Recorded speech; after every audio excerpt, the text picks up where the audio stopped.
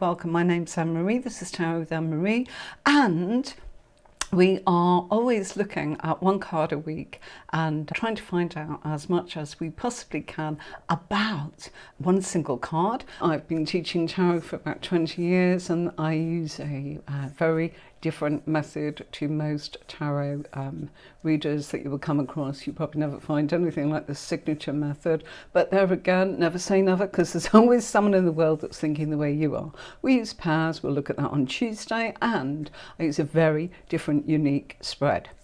So if you want to know more about that, hop over to tarotmarie.com where you can learn all about that. The Death card.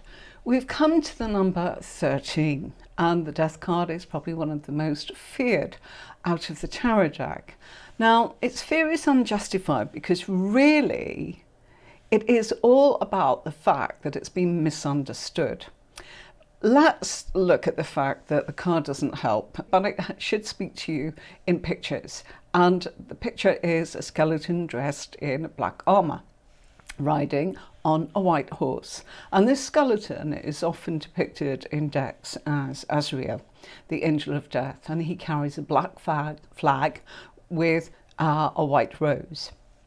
Different characters surround this horse. There is a king, if we look in the card, a bishop, it's quite a busy card, you have to look closely, a woman and a little girl. And in the distance, a boat is sailing out to sea. And there are two hunched figures and a small black cross that mark a grave behind them. Now, between the two stone towers atop the mountain, we can see that there's a rising sun. It's just visible there on the right of the card. And although this card represents death, it's not physical death. A death card signifies significant change and transformation, which can feel like a death because of its impact, and it can impact us very forcefully. Now, it really symbolises the death of a situation in our life. And death comes in many shapes and forms, and throughout our lives we can go through many little tiny deaths which prepare us for the ultimate, and then the final death of all, which is of course the physical death. But the tarot cards never predict a physical death or a death of the future. And anyone that tells you that, really, from tarot cards, no. And I've done this for 30 years. It's about transformation, it's about shedding old ways and transforming into something new. In a way, it could be called feng shui, if you like, transformation, whatever you want to call it. But tarot decks are old, they're full of rich symbology, and the pictures are trying to give you a story. And by using the Rider-Waite deck, which is really, really important, and simply because, you know, the Rider-Waite deck really does have so many nuanced meanings and lots of rich symbology, this is the deck to work with. Sometimes we've got endings such as when the one that we love no longer loves us. And no matter how hard you want to rekindle the fire, you're told it's finished, it's over. The marriage you thought that was going to last forever, all these kind of things. So these are examples of what death means in tarot. It's not the meaning of the card, it's attached to all this kind of events in our lives so that you don't go, oh my gosh, what does it mean? Transformation, you know, the shedding of old skin for new skin.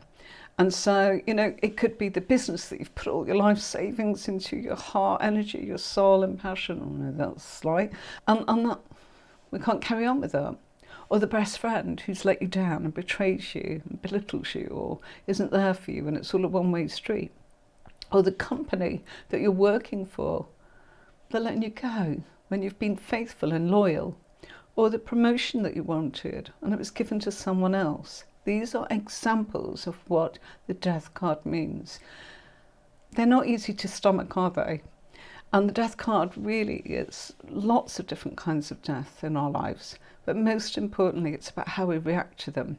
So do we grieve and mourn for what's gone until we finally accept the loss and slowly and carefully try and move on? Or do we resist and struggle the changes, being quite determined to keep things as they were in total denial of the situation? We were all human. Or do we fling ourselves about and go, oh my gosh, I've got to go to bed, you know, everything is over, everything is lost, woe is me, or I'm getting angry and I'm ranting and I want to demand that I have that back. And we can lose faith in life, and we're all challenged. It's our human experience. So, you know, it's difficult. No matter how much we actually think life's peachy, we go through endings that link to new beginnings. So the death character is riding into town in this card, and it's one of those things where we've got to look at the fact that we won't see it coming. We will actually think that we can dodge it. And we'll talk about those characters around. That horse is trying to actually refuse to accept the changes. Look at the bishop using his spiritual understanding of death and his faith to survive all of this. Then, if we look in the bottom right corner, we've got the young woman who's tried her best, and she's accepting the challenges and the changes that death brings. And she's even brought a little posy of flowers there, you should be able to see that, to show her understanding and respect for the situation. But at last minute, she's panicking. And she thinks now that the hoofs of the horse will actually trample her. So we've got all this going on, but it's a very difficult card to see the details in. You will need to really look closely. In her frightened terror, this lady's dropped the flowers. She's wanting to run away. And who wouldn't? Change is scary. It's only the little girl in this picture, if you see that tiny little tot down there in the bottom. That's, I think she's dressed in blue there. She's the one that's trusting. She's the one that's fearless. And she's the one that's ready to accept change and believes that life is optimistic. She's a child, she's innocent. She's kneeling before him and offering flowers. So she is the one that's ready to accept whatever death brings her, and excited and curious about her own future. And judging by the black cross in the background there, death's already left a trail of victims behind it. The white horse for this card symbolises purity behind our actions. And the horse appears to be gentle and elegant, and the sun is rising between the two stone towers behind the mountains, symbolising that there is light from the dark and the worst is just about over. So from death comes rebirth, and the sun's also representing new hope and new life. It will remain strong and positive through dark times, and we are assured that the sun will rise again in our lives and get rid of all this doom and gloom. The death card is represented by the astrological sign of Scorpio. And one of the lessons of Scorpio is to learn to accept change and not to be fearful of it. There is often a lot of strength when we just surrender. The meaning of this card, quite simply, is a chapter in life is ending, and how you react to this is essential. Acceptance and release are essential here. The death of a situation, the end of an era. These changes need to come in and take effect. What's been taken away from you and will be replaced by something that's probably much better. But the changes may appear very unwelcome, and in the long run, things will work out, but you'll wonder what it's all about. So there's no point in struggling, but we're human, against all these changes, because it's probably going to happen anyway when this card pops up. So everything is in divine order at this stage. Just let things happen naturally. Sit back, take a deep breath, and just go with the flow. And if you do, you'll find that it's a much easier time and not such a difficult period, because all change is necessary.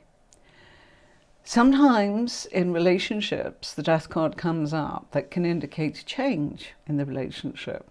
It can also represent a Scorpio.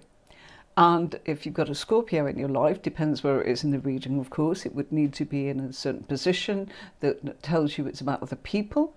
it could be telling you that the relationship's transforming. That doesn't mean it's ending. You might be going through a new cycle. You might be going through more of a romantic stage, or maybe you are experiencing depth of emotions, or more of the physical is coming out, or the intellectual, or the friendship. You see, we all wear different hats and we go through changes and transformations, just like a snake. It sheds its skin. And that change is surrounding you, but we need to be careful how we actually look at this card. So you're being given lots of information. The skill, of course, is picking how and what it means. So watch on Tuesdays, because I'll teach you how to do that. But for now, you need to know what it's all about, what the symbology is about, what's the meaning behind it, what people will think or feel if they see that card, and how to actually reassure them you're going through a change, transformation, out the old in with the new, like a new makeover.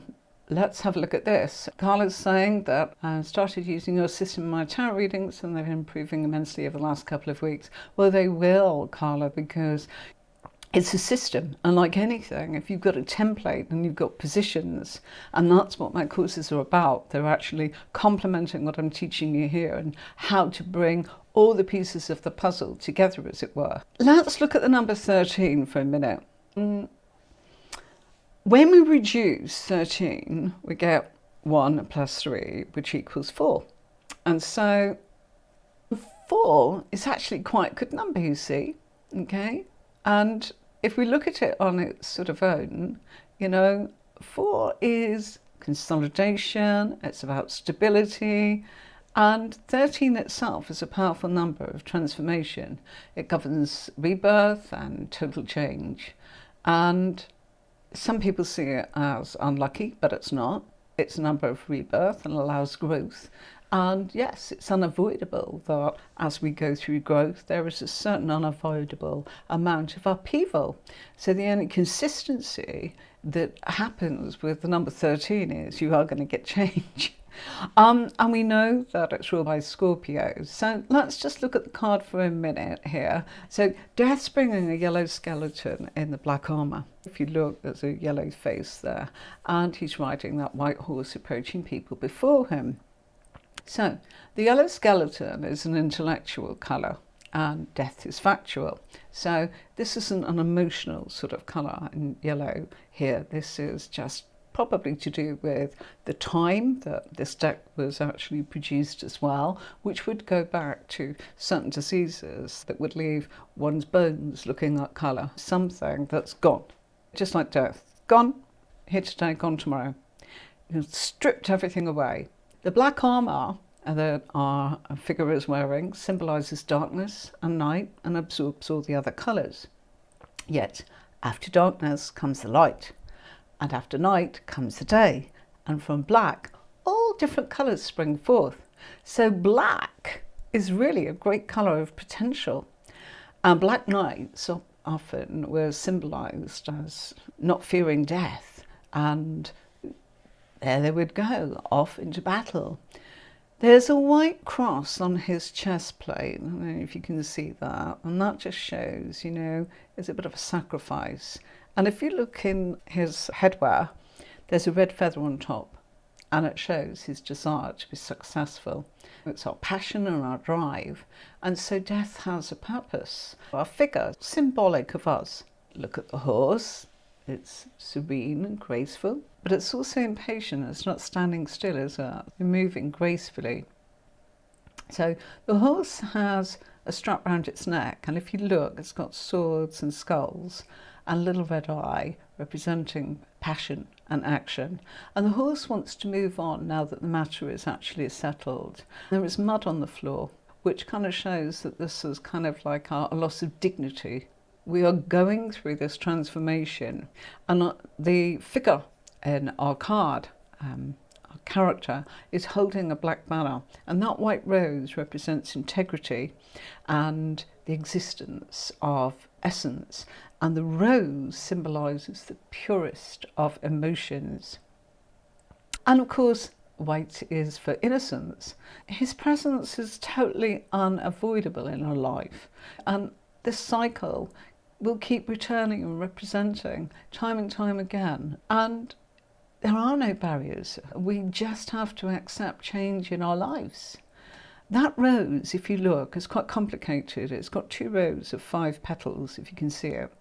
And it's symbolised as in by the number 10, bringing 10 in tarot as completion. And the 5 petals is anything to do with 5 means we've got a bit of a mock battle, a bit of a struggle. So it just adds to the strain of things, but the purity's there. So it's like completion, struggling with it, innocence, all of that. That's what it's about. Now, if we look, we've got a dead king lying down there. If you look to the left of the card, you can kind of see, yeah, his ego is absolutely shattered because even as a king, he couldn't dodge death, symbolically, of course, and of course it does happen. But what we mean by that is he can't mentally comprehend someone as high up as he should be discarded in such a way. So it's saying that it happens to all of us. And if we look, he's clenching his right fist on his chest, which shows there's nothing he can do about it. He's powerless. It's all symbolic. And if we look at our king again, we can see his hair's grey. That's symbolic of old age, i.e. you should be wise at a certain point in life. Therefore, even your wisdom or your kingdom couldn't save you from change. It just shows that all of these people, kings, bishops, children, the maiden, all stand there. The bishop standing there as with his eyes closed, hoping that this ain't going to happen. And as the priest sort of giving the last rites to the fallen king with his crook, symbolising the good shepherd, well, all of his flocks sort of there in the ground, in the mud, and so everyone's being trampled on. So what this is symbolic of is, it doesn't mean that's going to happen to you, it just means change comes to us all. Transformation. Doesn't matter your age, your standing, your community. No, it's going to happen. And you've got to look at the fact that you must go with the change. Otherwise, it's going to be so much harder. Just to have a look in the background, there's a river flowing. And you see, that represents our emotions and the flow of our emotions and the constant flow of change in our emotions. So it's really just talking about the fact that things flow on. There is a boat, if you look far left, right down there in the blue, there's a little boat there. And the boat can still be steered and controlled. Even though the winds of change come in for the boat, there is some control going on there because it's still on the water, of course, okay? So its sails are showing movement, the journey is being navigated, and the only direction they can go in is forwards. So there's a lot of symbology in the Rider-Waite decks. And if we look, that sail boat is tinted red or slightly pink there, and it's just showing that, that is passion to go with the flow, and it's serenity in itself. And I just want to talk about 2 towers there, that's found. It's a bit like the duality of flowing from one state to another. The towers are there, the yin and the yang. And we've seen that before in the tower, but it's not the tower, by the way. It's just saying that we're flowing through 2 states, duality. As we said, the sun will tell us that a new day will come, and out of the difficult time that we've had, a new day will actually appear for us if we go with the transformation, with all of the endings that come about. We'll be going through a new state. You've just got to accept that sometimes there's an intensity of our emotions because it's attached to Scorpio. And so therefore, when it's attached to Scorpio, we are actually thinking, oh, crikey, there's intensity here, it's all or it's nothing. There's a great depth to what's going on. But it's also a lot to do with emotions because Scorpio, of course, is a water sign. If you are watching on the Facebook, you're going to have to go over to YouTube because it will all be stopped from April.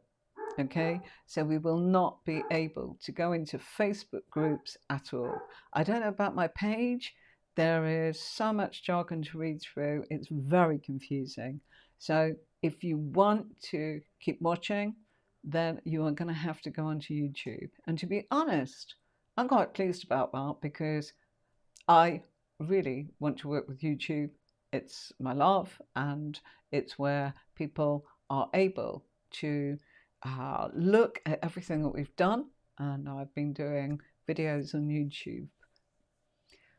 It goes back to about 2009 actually, but not as Tarot with Anne-Marie. It was my previous company, and that's got thousands and thousands of views for just kind of teaching a card. That's in for about 30 seconds before I came in. That's what I was doing, each individual card. If you were to look up Anne-Marie, I'm sure you'd find them. But the point is that, you know, YouTube, you can find those videos from 2008, but you won't be able to find them on Facebook, even though we post them up there, because it's just not the way of being able to find anything. So YouTube is a place where it doesn't disappear. YouTube is there forever, unless you actually hide it or delete it or something like that. But, you know, it can be found, which is why I adore it. Okay, it's not here today and gone tomorrow.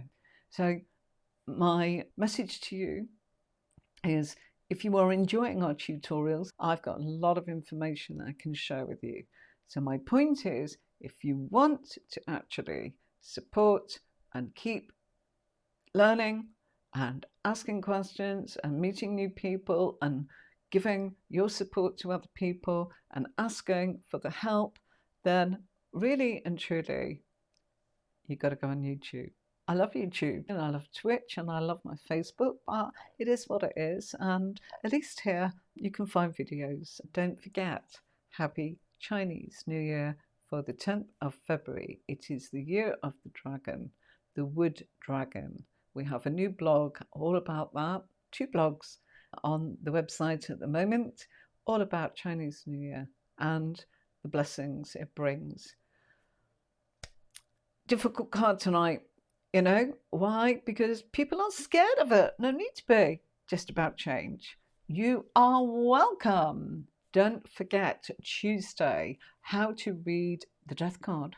So we studied the death card. We went through symbology tonight and a little meaning of the cards. Now I'm going to show you how to work with that. So it's like all of that long list about that card. What do I do with that? See me on Tuesday and I'll get you started. And better still, go onto the website, go and have a look at the courses. All right, my darlings, I'm going to play you out with our usual. So here we go. Till next time.